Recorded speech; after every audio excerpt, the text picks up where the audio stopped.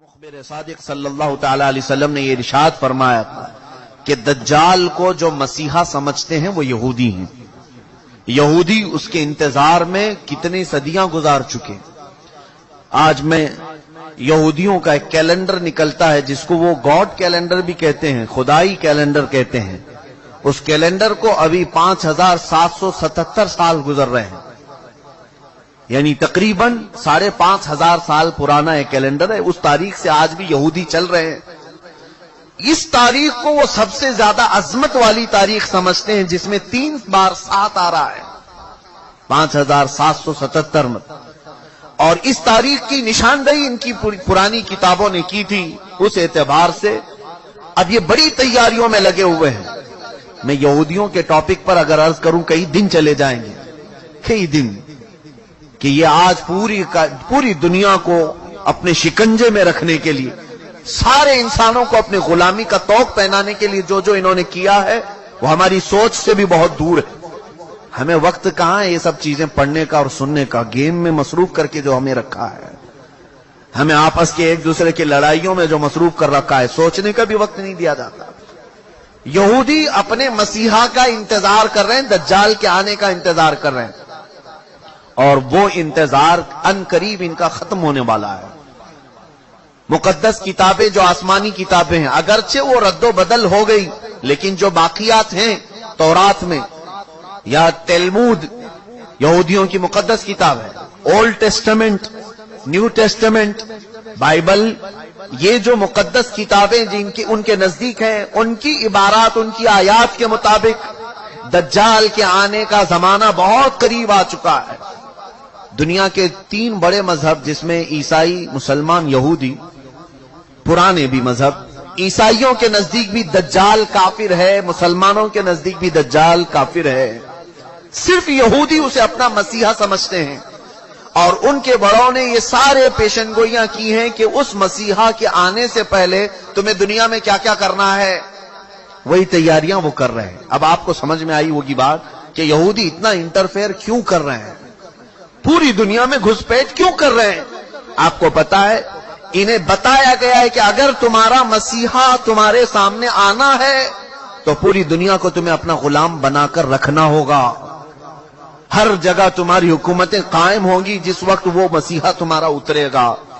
بہت ساری علامات میں نے ان کی کتابوں سے پڑھی ہیں, انجیل میرے پاس رکھی ہے. بہت ساری چیزیں یہودیوں کو یہ بشارتیں دی گئی ہیں کہ تمہارا مسیحا اس وقت اترے گا جب اسرائیل میں, یعنی سارے یہودی جمع ہو جائیں گے. یہ مقدس زمین پر ساری دنیا کے یہودی جمع ہو جائیں گے. یہ جمع ہونے کا کام 70 سال پہلے سے انہوں نے شروع کیا ہے. اور اس کے بعد ایک اور انہیں بشارت دی گئی ہے کہ انجیر کا درخت جب تمہارے ملک میں پھلنے پھولنے لگے تو سمجھ لو کہ تمہارا مسیحا آنے والا ہے. انجیر تو سمجھتے ہوں گے آپ. یہ بہت ساری وہ باتیں میں عرض کر رہا ہوں جو عام تقریروں سے ہٹ کر کے ہیں. میں صرف اس لیے عرض کر رہا ہوں کہ ایک نئے سال میں ہم قدم رکھنے جا رہے ہیں, اور ہم یہ اب نئے سال کیا کیا گل کھلانے والا ہے اسے الرٹ کرنا یہ میری اپنی ذمہ داری ہے. انجیر آپ جانتے ہیں, انجیر کے پھل کے متعلق میں نے تحقیق کیا تو تقریباً 1800 سال سے اسرائیل فلسطین کی زمین پر انجیر کا درخت اگا ہی نہیں تھا.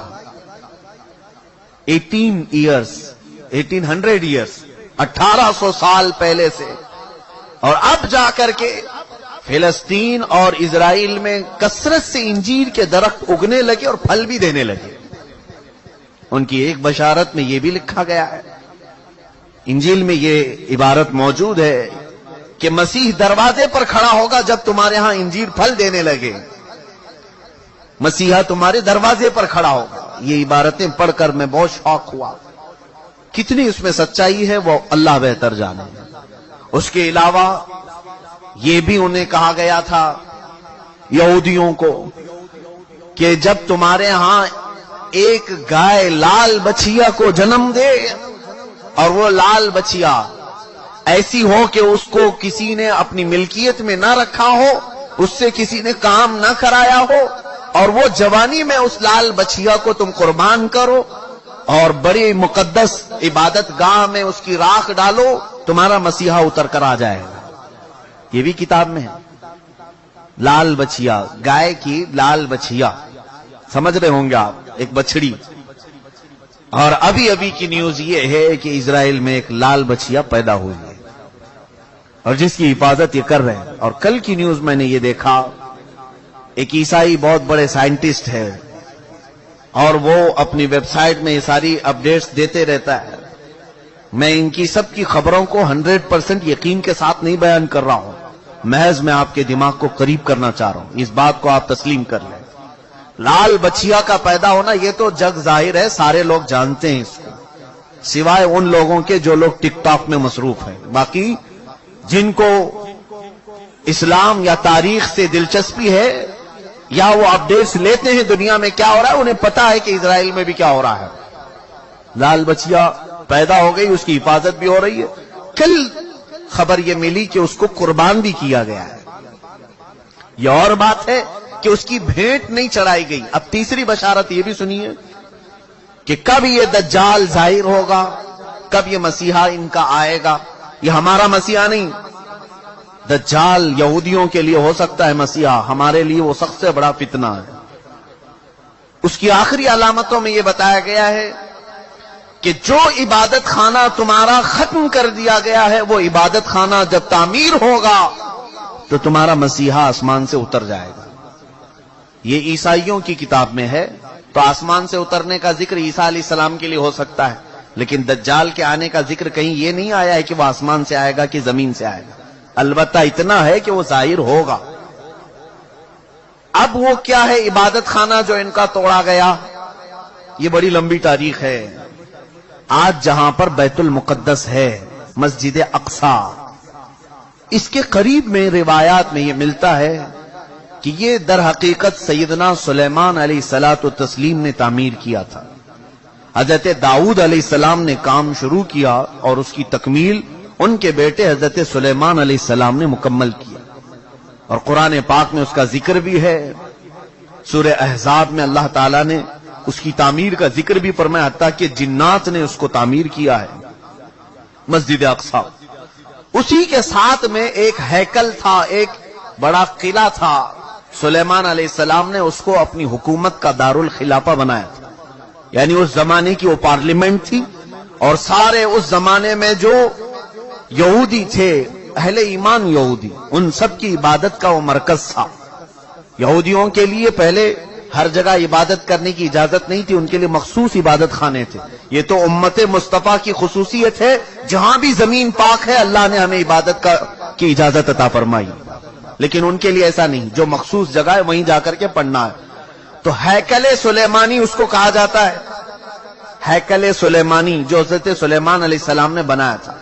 तवज्जो चाहूंगा, बहुत करीब में आ रहा हूं आपके। यहूदियों की पहले से फितरत में खराबी रही है, सरकशी रही है, पहले से ये कत्ल गारत में मसरूफ रहे। बेशुमार अंबिया इकराम को इन्होंने कत्ल किया है, बहुत सारे अंबिया इकराम अलैहिस्सलाम का कत्ल करते थे, वो भी कुरान पाक में। तो इनकी नाफरमानियां जब हद से बढ़ी तो अल्लाह ताला ने इन पर एक ऐसे जालिम व जाबिर को मुसल्लत किया कि वो बादशाह इनको पूरी तरह से ऐसा डिस्ट्रॉय किया। वो बाबिल का था, इराक का बादशाह था, खत्म कर दिया। यहां तक कि जो हैकल सुलेमानी थी उसे तोड़ फोड़ दिया, अच्छी तरह से तोड़ा, तोड़ करके थोड़ी बहुत दीवारें बाकी छोड़कर चला गया। यहूदियों का कत्लेआम हुआ। कई 100 साल गुजरे, उसके बाद ईरान का एक बादशाह जो इनका हमदर्द निकला, उसको खुसरू भी कहते हैं, ये बादशाह ने यहूदियों का टेंपल दोबारा बना करके दिया। दोबारा बनाया और दोबारा ये टेंपल, इसको इंग्लिश में कहते हैं, जो इनका होली टेंपल है, हैकल सुलेमानी है, दोबारा इसकी तामीर किया। और फिर कई 100 साल गुजरे, फिर एक बादशाह हरक्यूलस जिसको ये कहते हैं, हिरकल आजम, इसने, ये ईसाई था, यहूदियों पर हमला किया, फिर इस टेंपल को तोड़ दिया और ऐसा तोड़ा कि उसकी एक ईंट भी बाकी नहीं रखी, सारी चीजें खत्म कर दी। उसमें बहुत सारी चीजें जो नायाब थीं, जैसे ताबूते सकीना जिसका जिक्र कुरान में है, एक संदूक था पिछले नबियों के पास, वो मूसा अलैहिस्सलाम के पास भी था, جس میں حضرت آدم علیہ السلام کا عصا تھا، بہت سارے نبیوں کے تبرکات تھے. بنی اسرائیل اس صندوق کو لے کر چلتے تھے ہر جنگ میں، کبھی بھی جنگ میں جانا ہو تو وہ صندوق لے کر جاتے تھے. اس کو تابوت سکینہ کہتے ہیں. اسے رکھ کر کے دعا کرتے تھے، اللہ ان کو فتح عطا کرتا تھا. وہ تابوت بھی ختم کر دیا گیا تھا، وہاں سے غائب ہو گیا تھا. ہرکیولس کے زمانے میں سب ختم ہوا. ٹیمپل دوسری مرتبہ ڈسٹروائے ہوا ہے، ڈیمولش کر دیا گیا ہے. یہ بات آپ کے دماغ میں رہے. 2 مرتبہ تعمیر ہوا اور 2 ختم کر دیا گیا. ہیکل سلیمانی. اس کے بعد صدیاں گزر گئیں. رسول کریم صلی اللہ تعالی علیہ وسلم کی تعلیمات نے دنیا کو روشن کیا، اور پھر عیسائیوں کا قبضہ جو بیت المقدس پر تھا، سیدنا عمر فاروق رضی اللہ تعالیٰ عنہ کے زمانے میں ان سے بھی اس مقدس مسجد کو آزاد کرایا گیا، اور مسجد اقصی مسلمانوں کا اس وقت سے لے کر کے ایک مقدس مقام بن کر رہی. کب سے؟ حضرت عمر فاروق رضی اللہ تعالیٰ عنہ کے زمانے سے آج تک. ہاں، بیچ میں ایک مرتبہ اور عیسائیوں نے اس پر غلبہ کیا تھا، تو سلطان صلاح الدین ایوبی رحمت اللہ علیہ نے بھی اس مسجد اقصی کو آزاد کرایا. اس کے بعد سے آج تک. لیکن اس کا کیا، جو ٹیمپل جو ٹوٹی. اب میں قریب آپ کے نتیجہ رزلٹ کے قریب آ رہا ہوں. جس عبادت خانے کو یہودی بہت مقدس مانتے تھے، ہیکل سلیمانی، یہ 2 مرتبہ ٹوٹ گیا ہے. اب سنیے کہ ان کی بشارتوں میں یہ تک لکھا گیا ہے، جس وقت تم اپنا عبادت خانہ تیسری مرتبہ تعمیر کرو گے، تمہارا مسیحا آ جائے گا. اب اخبارات اٹھاؤ، اب انٹرنیٹ پر جا کر یہ بھی سرچ کرو 3rd ٹیمپل کیا ہے. میں نے یہ بھی پڑھا کہ ابھی کی نیوز ہے کہ اسرائیل میں یہ اعلان کیا گیا ہے کہ ہم 3rd ٹیمپل بنانے جا رہے ہیں. 3rd ٹیمپل کیا ہے؟ وہی ہیکل سلیمانی جس کے لیے یہ 70 سال سے فلسطینیوں کا قتل عام کر رہے ہیں، اور کتنی سرنگیں انہوں نے کھود کر کے دیکھی ہیکل سلیمانی کی باقیات کو ڈھونڈنے کے لیے. اب جلدی میں آ رہا ہوں. یہودیوں نے ابھی اپنے اخبارات میں یہ بھی اعلان کیا کہ ان کو تابوت سکینہ بھی مل گیا ہے. جو تابوت سکینہ غائب تھا وہ مل گیا، اور اس کے علاوہ وہ جگہ بھی مل گئی جہاں پر ہیکل سلیمانی تعمیر تھا. اب ان کو یہ خبر ہو گئی. آپ کو یہ ایگریمنٹ بھی میں یاد دلاؤں کہ آج سے 70 سال پہلے، سن 1948 کے قریب، جب بیت المقدس کے قریب یہودی جا کر رہنے لگے، اسرائیل ایک ملک کی شکل میں آیا، تو ایک ایگریمنٹ عرب ملکوں کے ساتھ یہ پاس ہوا تھا کہ یہ جہاں چاہیں رہیں اسرائیل میں، لیکن بیت المقدس کو ہاتھ نہیں لگائیں گے اور مسلمانوں کو جانے سے نہیں روکیں گے. تو انہوں نے سائن بھی کیا تھا، اور ان کا خیال یہ تھا کہ بیت المقدس الگ چیز ہے، ہمارا ہیکل سلیمانی الگ چیز ہے. لیکن اب جا کر انہیں یہ خبر ملی کہ ٹامب آف راک جس کو کہتے ہیں، جو پیلا گنبد مسجد اقصی کا دکھتا ہے، اب یہودیوں نے یہ اپنی تحقیقات میں کہا ہے ہیکل سلیمانی وہی تھا جہاں یہ ٹامب آف راک بنا ہوا ہے. اب ان کے لیے نہایت ضروری ہو گیا ہے کہ بیت المقدس کو شہید کر دیا جائے. ٹامب آف راک جس کو کہتے ہیں، یہ پیلا گنبد، قبۃ الصخرہ اس کا نام ہے، اس کو شہید کر دیا جائے، اور اس کا اعلان ہو چکا. اور چوتھی ایک اور بشارت سن لیجیے، جہاں پر مسجد اقصی قائم ہے، یہ یروشلم ہے.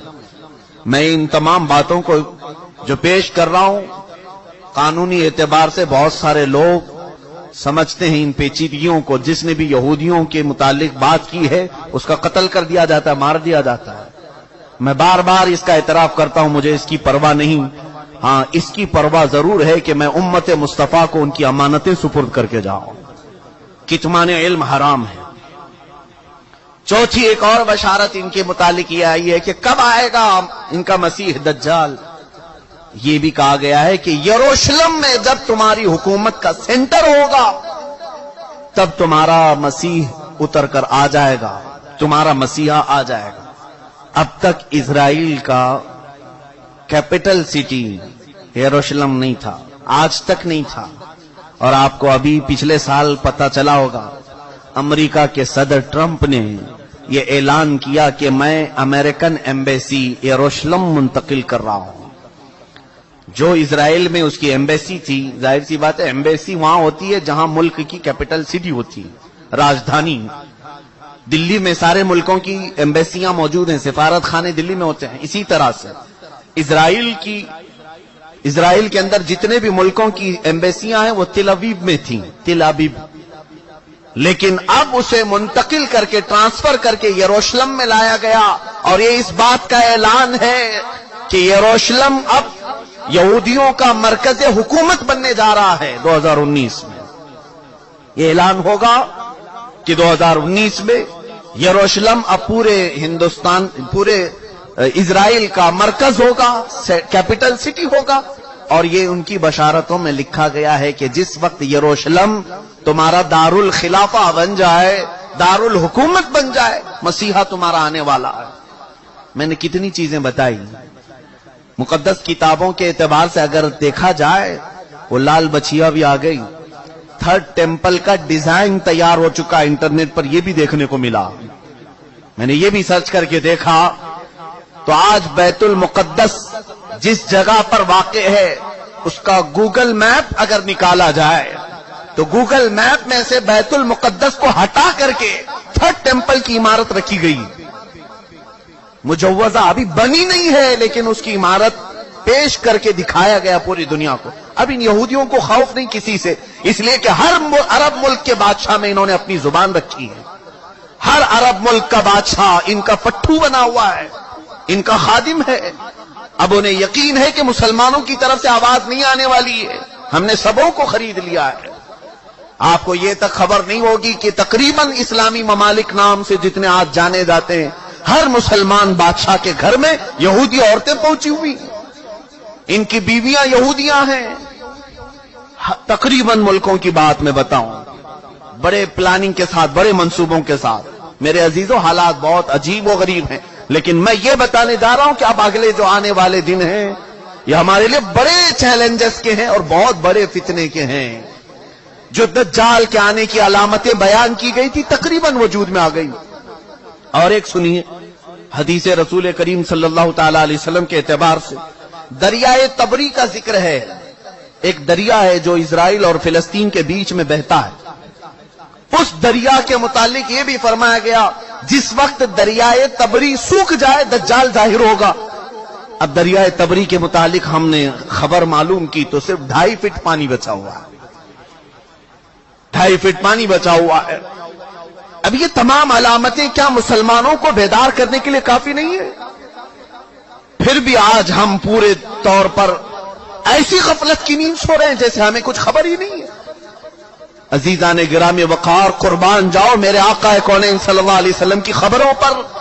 دوسری قوموں کے پاس ایسا کوئی نہیں جو انہیں آگے کی بات بتایا ہو سوائے ہمارے پاس جو محمد الرسول اللہ نے بتایا۔ رسول کریم صلی اللہ تعالی علیہ وسلم نے ہمیں قیامت تک کی باتیں ایسے کھول کر بیان کی ہیں، ایسے بیان کی ہیں کہ جس میں ایک رتی برابر بھی شک نہیں کیا جا سکتا، لیکن اس کے باوجود انہی کی امت سب سے زیادہ غفلت کی شکار ہے، اور پوری دوسری قومیں تیاری میں ہیں، تیاری میں ہیں۔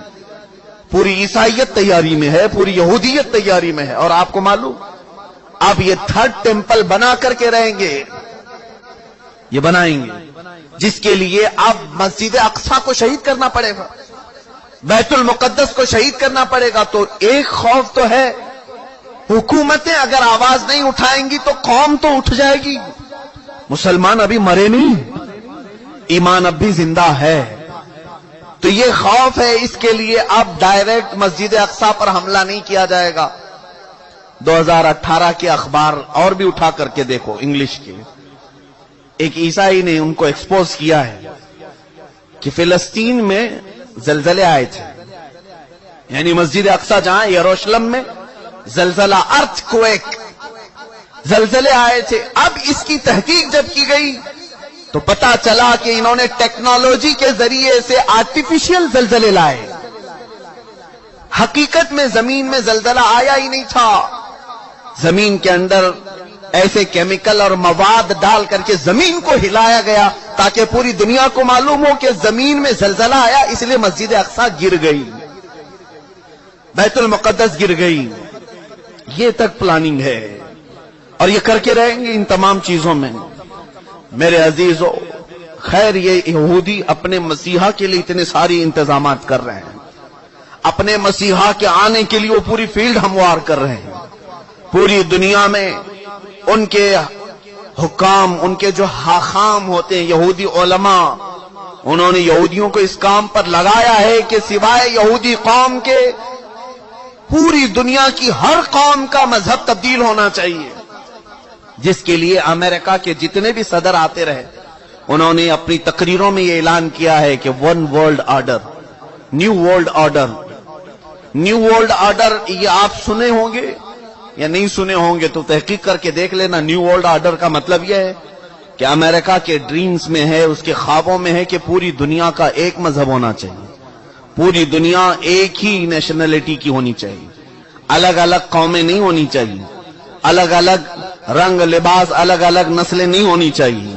और उसी न्यू वर्ल्ड ऑर्डर को इंप्लीमेंट करने के लिए हमारे हिंदुस्तान में सिविल कोड लाया जा रहा था।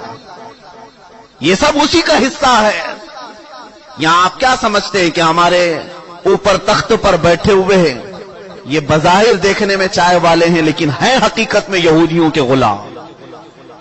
पूरी तौर पर इन्हें प्रमोट किया जाता है इजराइल से, और ये वो तमाम चीजें करने जा रहे। पूरी इंडिया को कैशलेस कर दो, ये भी